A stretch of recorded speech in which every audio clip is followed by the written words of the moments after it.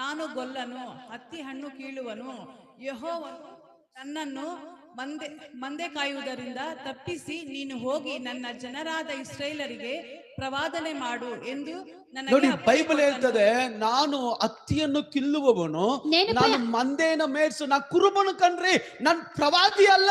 నేను కురుబుడు, నేను ప్రవాది కాదు. ನಾನು ಹೆಂಗೆ ದೇವರ ವಾಕ್ಯವನ್ನು ಸಾರೋದು? నేను ఎలాగ దేవుని వాక్యాన్ని చెప్పేది? ಕೂಲಿ ಕೆಲಸ ಮಾಡುವವನು, నేను కూలి పని చేసేవాడు, ತೋಟದ ಕೆಲಸ ಮಾಡುವವನು, నేను తోట పని చేసేవాడు. ದೇವರ ವಾಕ್ಯ ಹೆಂಗೆ ಸಾರಲಿ? నేను దేవుని వాక్యం ఎలా ಬೈಬಲ್ ವಾಕ್ಯ ಹೇಳ್ತದೆ, దేవుని వాక్యం ನೀನು చెప్తుంది, ಪ್ರವಾದಿಸ್ತಿ, నువ్వు ప్రవాదిస్తావు, ನಿನ್ನ ಬಾಯಿಂದ ಪ್ರವಾದನೆಗಳು ಹೊರಟು ಬರುತ್ತೆ, నీ నోటి నుంచి ప్రవాదన ನಿನ್ನ మాటలు ಬಾಯಿಂದ వస్తుంది, ದೇವರ ಮಾತು ಹೊರಟು ಬರುತ್ತೆ, దేవుడు నీ నోటి నుంచి దేవుని ದೇವರ మాటలు వస్తుంది, ಉದ್ದೇಶಗಳು ಹೊರಟು ಬರುತ್ತೆ, దేవుని ఉద్దేశాలు ನಿನ್ನ వస్తుంది, ಬಾಯಿಂದ ದೇವರ ಮಾತು నీ ಬರುತ್ತೆ. నోటి నుంచి దేవుని మాటలు వస్తుంది. హల్లెలూయా, హల్లెలూయా, హల్లెలూయా, హల్లెలూయా. ಎಷ್ಟು ಜನ ಸಂತೋಷವಾಗಿದ್ದೀರಾ? ఎంతమంది సంతోషంగా ఉన్నారు? ದೇವರು ನಮ್ಮನ್ನು ಆದುಕೊಂಡಿದ್ದಾನೆ. దేవుడు